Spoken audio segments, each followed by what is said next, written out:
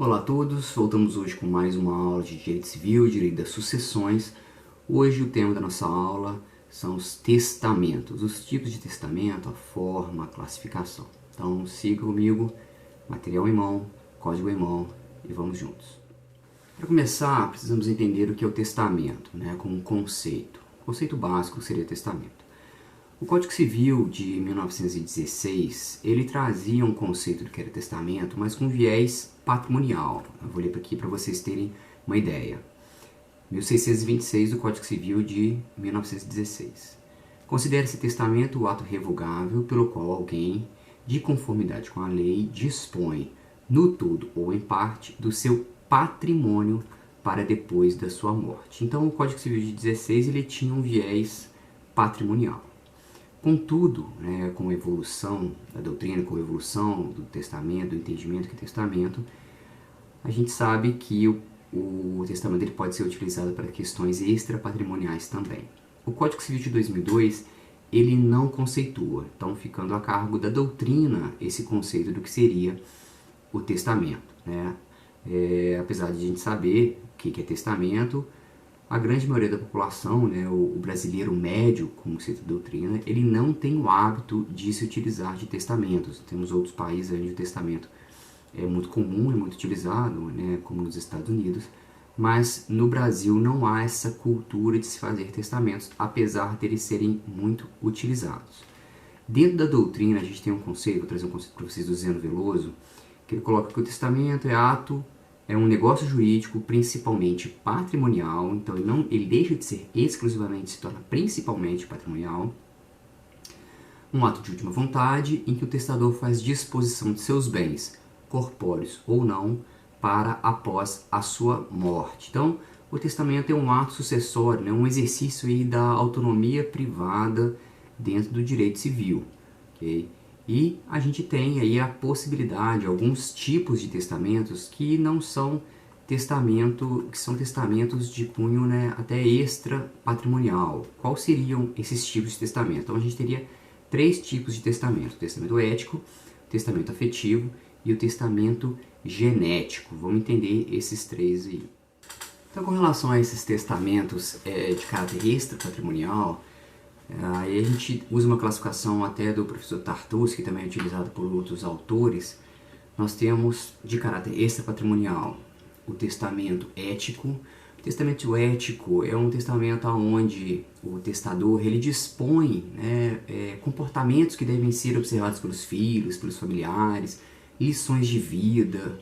E isso é muito comum, tem sido muito comum a utilização em países como Itália, Estados Unidos, onde o testador ele deixa um legado de comportamento ético que acompanha a família durante muito tempo, para que continue a ser cumprido pelos seus familiares. Então é uma lição de vida durante pós-mortem. Então esse é o testamento ético. Nós temos o testamento afetivo, também conhecido como testamento digital, que é algo que é colocado há muito tempo nos filmes de ficção científica. Nós tínhamos exemplos em filmes onde a pessoa morria e depois vinha um parente e recebia mensagens, recebia e-mails que eram programados. Então, o testamento afetivo, o testamento digital, é uma forma em que o testador ele deixa a curatela, por exemplo, a curadoria dos seus bens digitais, como redes sociais, e-mails, todo um conjunto de dados e memórias sobre aquela pessoa para alguém. E isso tem sido muito discutido hoje em dia, se essas questões elas não estariam extrapolando, por exemplo, não extrapolando, mas entrando na esfera do patrimonial. Que quando você tem dados como fotos, como informações, questões de vida, lembranças, você trabalha no plano extrapatrimonial. Mas quando a rede social, por exemplo, ela alcança um patamar, tamanho, uma visibilidade muito grande, ela acaba tendo um cunho patrimonial. Quando a gente pensa, por exemplo, na rede social do Gugu Liberato, que faleceu, e aí ele tinha milhões de seguidores, e aí há um viés patrimonial nessa rede social dele, uma vez que muitas empresas pagam para você poder inserir propagandas dentro de uma rede social, dentro da sua rede social, quando você tem milhares de seguidores. É uma forma de se fazer propaganda e alcançar um público através de um outro meio de comunicação. Então aí você tem, né, um liame entre o extra-patrimonial e o patrimonial. Mas o testamento aqui afetivo, o testamento digital, ele trabalha com a ideia do extra-patrimonial, sem esse viés financeiro.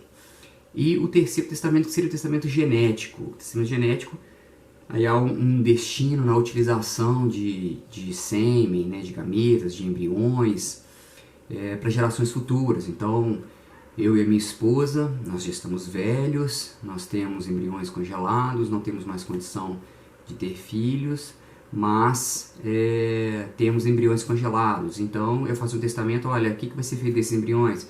Vai ser descartado, não vai ser descartado? Pode ser utilizado por outras pessoas da família, pode ser utilizado pelo fulano que não consegue, que tem algum problema de infertilidade. Então você dá uma utilização, uma destinação para um material genético após a sua morte. Né? Também não tem cunho patrimonial, por mais que possa existir um viés patrimonial referente aí às sucessões, mas não tem esse cunho patrimonial. E tudo isso, né, com base aonde? Lá no artigo 1857, parágrafo 2º, que fala o testamento, para vocês entenderem aqui.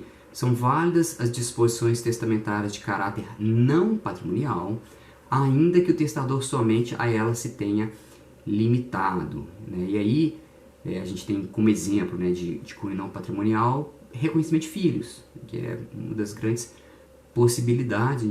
Já falei em outro vídeo, quando eu falei de reconhecimento de paternidade, né? Reconhecimento de paternidade, por exemplo, em testamento. O testamento é ato revogável, mas o reconhecimento de paternidade ele é irrevogável. Então ele se manteria ali incólume, intocado. Você revogaria toda a parte patrimonial do testamento, e a parte de reconhecimento de paternidade ela é irrevogável, e ainda, por mais que o testamento esteja revogado, ainda surtirá efeitos esse reconhecimento de paternidade. Okay? Então, esses são os testamentos, certo?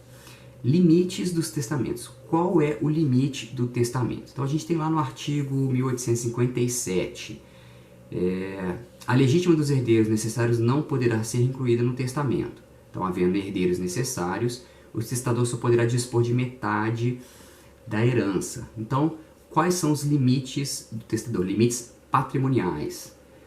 Metade da herança, desde que hajam herdeiros necessários. Herdeiros necessários nós já vimos aí no vídeo anterior. Né? Então, nós temos lá os herdeiros necessários.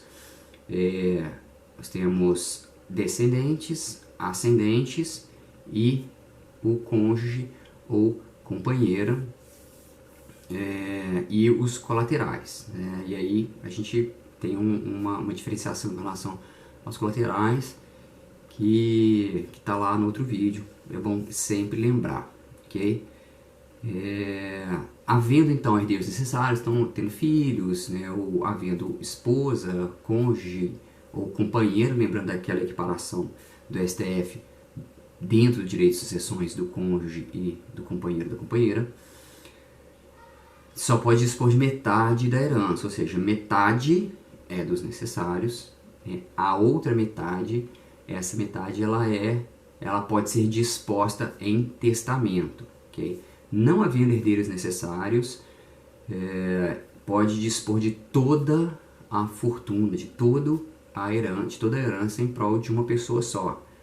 E não tem problema. Não tenho o meu herdeiro, seria um primo, né? Primo 4º grau, ele é herdeiro, mas ele não é herdeiro necessário. Então eu posso retirá-lo do testamento e dizer, olha, há um primo, mas eu não tenho contato com ele, então deixo toda a minha herança para o meu vizinho, que cuidou de mim na minha velhice, ou que cuidou de mim na minha doença, ou por quem eu tenho uma afinidade como se fosse meu irmão. Tá? Então isso aí é possível. Tá? Mas havendo herdeiros necessários, somente metade pode ser disposta, certo? Características do testamento. Então, quais são as características do testamento? Isso consta lá no código, né? Isso já foi falado aqui por mim algumas vezes, mas é bom sempre a gente lembrar. Primeira coisa, né? E aí voltando lá, quando a gente tem Direito Civil 1, né? Negócios jurídicos. Negócio jurídico unilateral, porque envolve só uma pessoa. Ele é unilateral por quê? Porque eu não preciso da anuência de outra pessoa para realizar o ato. Então ele é unilateral, depende de uma pessoa só. Então eu vou até um cartório e faço meu testamento lá, não preciso, né, da anuência, não preciso de apoio, não preciso do outro lado, não preciso de uma bilateralidade. Só eu posso fazer, né? Não preciso de uma outra pessoa. Inclusive eu posso fazer um testamento deixando os meus bens todos para uma fundação. Então, que nem existe, que vai vir a ser constituída. Então não precisa, né, dessa bilateralidade. Ele é unilateral. Ele é um negócio jurídico gratuito. Ele não é, né, não há remuneração, não há uma contraprestação aí, financeira, né? Ele é um negócio jurídico gratuito. Mortis causa, por quê? Porque os efeitos eles vão surgir com o evento da morte, com qual o fato jurídico que vai iniciar, vai dar o gatilho, né, para os efeitos desse testamento, a morte. Tá? Claro que há outras questões, né? Então eu não preciso morrer para constar lá, por exemplo, o reconhecimento de paternidade, mas o que vai fazer com que surtam efeitos, esses efeitos patrimoniais, é a morte, ou seja, é um negócio jurídico, mortis causa. E negócio jurídico revogável, posso revogar? Posso revogar a qualquer momento, a qualquer hora, né? Antes da morte, né? Porque depois da morte vai ficar difícil a gente pensar numa revogação. E até hoje não é isso, ainda não é possível. Mas ele é revogável a qualquer momento, de qualquer forma. Então, para o Ponce de Miranda, né, coloca, é uma revogabilidade essencial, porque não pode ser afastada sob pena de nulidade. Lembrando sempre, lá no artigo 1858, o testamento é ato personalíssimo, podendo ser mudado a qualquer tempo, e quando diz mudado, também revogado, né, porque a revogação é uma mudança. Contudo, lá pelo 1610 do Código Civil, né, voltando um pouco, o reconhecimento de paternidade, o reconhecimento de filhos, né, não de paternidade, mas de filhos, né, há situações de reconhecimento por parte da mãe, raríssimos, mas isso é possível. Mas o reconhecimento, ele é irrevogável. Então, se o reconhecimento estiver dentro do testamento, ele não será tocado por essa revogabilidade do testamento. Uma vez escrito, já era, ok? É ato personalíssimo, né? Acabei de falar, está lá no artigo 1858, é ato personalíssimo, ou seja, só pode ser feito pela própria pessoa. Não posso fazer uma procuração para alguém testar por mim, ou intuito persona, é um outro termo utilizado, personalismo ou intuito persona. A gente viu que dentro do direito de família e aí posterior ao direito de sucessões, a gente tem inúmeros direitos personalíssimos, intuito persona. Então isso veda o que a gente chama de testamento conjuntivo. O que seria o testamento conjuntivo? Vou chamar de testamento a duas mãos, né? Então duas pessoas fazem um testamento só. Duas pessoas, eles são muito amigos, ou marido e mulher, ou companheiro e companheira, né? Independente do tipo de relação, querem fazer um testamento conjunto porque eles vão fazer uma viagem muito arriscada e vão escalar o Monte Everest, sendo que nunca escalaram nenhuma parede, e a chance de morte deles é de 90%. Então eles querem fazer um testamento conjunto. É o chamado testamento duas mãos. Se eles morrerem, esse testamento vai valer para os dois. É possível isso? Não, não é possível. E pena de nulidade absoluta, artigo 1863. Então, testamento a duas mãos, duas pessoas testando num ato só, não é possível, ok? E por todas as questões, as formalidades, as necessidades, é ato jurídico formal, solene e especial, e isso torna ele um negócio jurídico sui generis, ok? Quando a gente fala solene, e formal, né? Por quê? Porque é uma série de formalidades, solenidades que precisam ser realizadas para que ele tenha validade, mas eu vou mostrar que nós temos várias decisões hoje que já começam a flexibilizar essas formalidades. Então, uma formalidade, muitas vezes, mitigada, buscando aí o espírito, o objetivo, né, da lei do testador, o espírito da lei, né, o famoso espírito da lei. Okay? Então, vamos lá. Continuando. Impugnação e invalidade do testamento, né, ou modalidades vedadas. Então, como é que é feita essa impugnação a um testamento? Né? Se há algum vício ou algum problema no testamento, essa impugnação ela tem que ser feita no prazo de 5 anos do registro do testamento. Então é um prazo decadencial, okay? Não é prazo prescricional, não. Lembrando, né, prescrição, pretensão. Aqui trabalhamos com decadência e direito potestativo. Tá lá no artigo 1859, então extingue-se em 5 anos o direito de impugnar a validade do testamento, contados da data do registro. Okay? E aí tem uma questão muito importante. Você tem 5 anos para impugnar a validade do testamento. Guilherme, essa impugnação relacionada a nulidades relativas e absolutas, para a maioria da doutrina, sim. Tá? Mesmo sendo nulidade absoluta, o prazo seria de 5 anos. Okay? E aí a gente tem uma doutrina de peso. Nós temos Zeno Veloso, Pablo Stolze, Rodolfo Pamplona, Maria Helena Diniz. Então são doutrinadores que entendem, olha, são 5 anos para impugnar o testamento por um vício, seja ele de nulidade relativa ou nulidade absoluta. 5 anos. Okay? Tem uma parte minoritária da doutrina, e a gente tem Flávio Tartucci, Cristiano Chaves, Nelson Rosenwald, que entendem que isso só se aplica a nulidades relativas, nulidades absolutas, ao entender deles lá pelo artigo 169 do Código Civil, elas podem ser alegadas a qualquer tempo, ok? Elas não vão convalescer com o decurso do tempo, então elas seguiriam a nulidade, regra de nulidade absoluta, ou seja, pode ser alegada a qualquer tempo. Por quê? Porque uma nulidade, um vício fatal, né, que contamina o negócio jurídico de tal forma que ele é completamente nulo e nunca chegou a existir. Então, a qualquer momento, em qualquer grau de jurisdição, poderia ser alegado. Mas eles são doutrina minoritária. Doutrina majoritária é que seja nulidade absoluta ou seja nulidade relativa, ele não tem validade.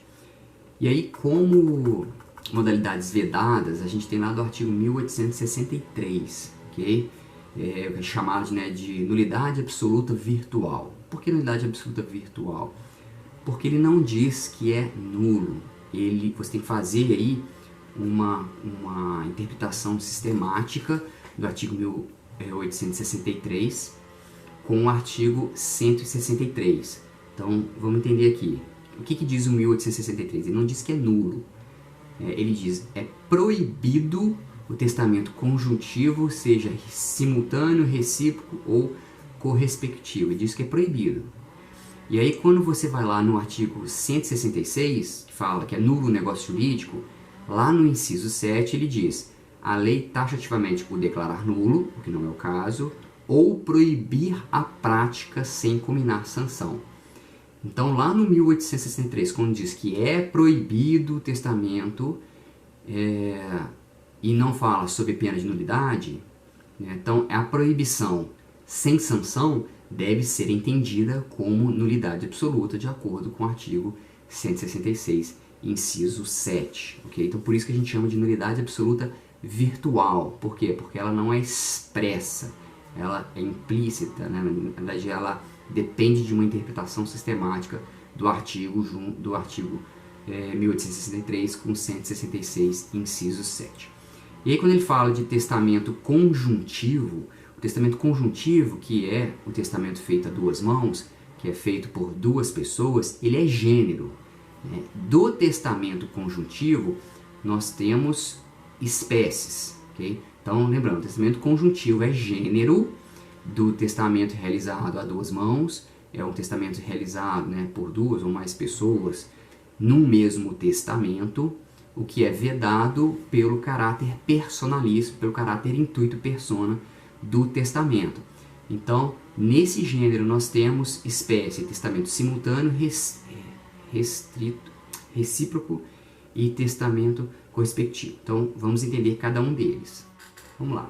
Então, esses três tipos de testamento conjuntivo, quais são? Primeiro, testamento simultâneo. O testamento simultâneo é feito, lembra, esses todos que eu vou falar sempre, é um testamento feito por duas pessoas. Então, essas duas pessoas num testamento simultâneo, eles estão beneficiando um terceiro. Então, quando duas pessoas, né, através de um mesmo testamento, beneficiam um terceiro, seria o testamento simultâneo.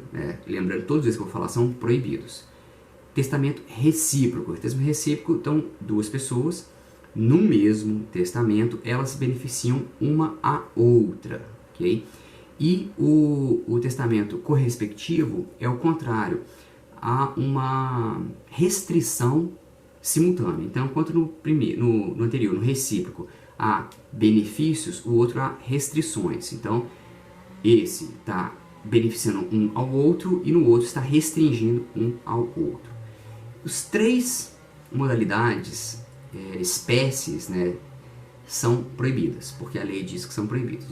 A gente estuda aqui uma questão acadêmica e didática, mas independente de qual seja, dois ou mais testadores num mesmo testamento torna ele nulo, ok? Nulidade, né? Nulidade absoluta virtual, lembrar desse tema, desse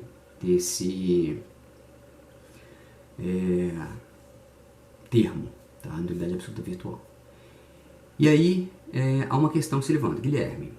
E se duas pessoas forem no mesmo dia, na mesma hora, com as mesmas testemunhas, com o mesmo tabelião e fizerem testamentos separados? Então, eu e a minha esposa, nós vamos na mesma hora, no mesmo dia, no mesmo tabelião, com as mesmas testemunhas. Eu vou lá, faço o meu testamento e a minha esposa vai lá e faz o testamento dela. Né? Às vezes pode ser na mesma hora, né? Faz com um e simultâneo faz com o outro, né? Cartórios grandes, pode fazer em salas. Então, vai constar lá mesmo dia, mesma hora. O tabelião que assina foi o mesmo testemunha, mas foram feitos separados. Isso respeita o fato do testamento ter que ser intuito persona, personalismo? Respeita.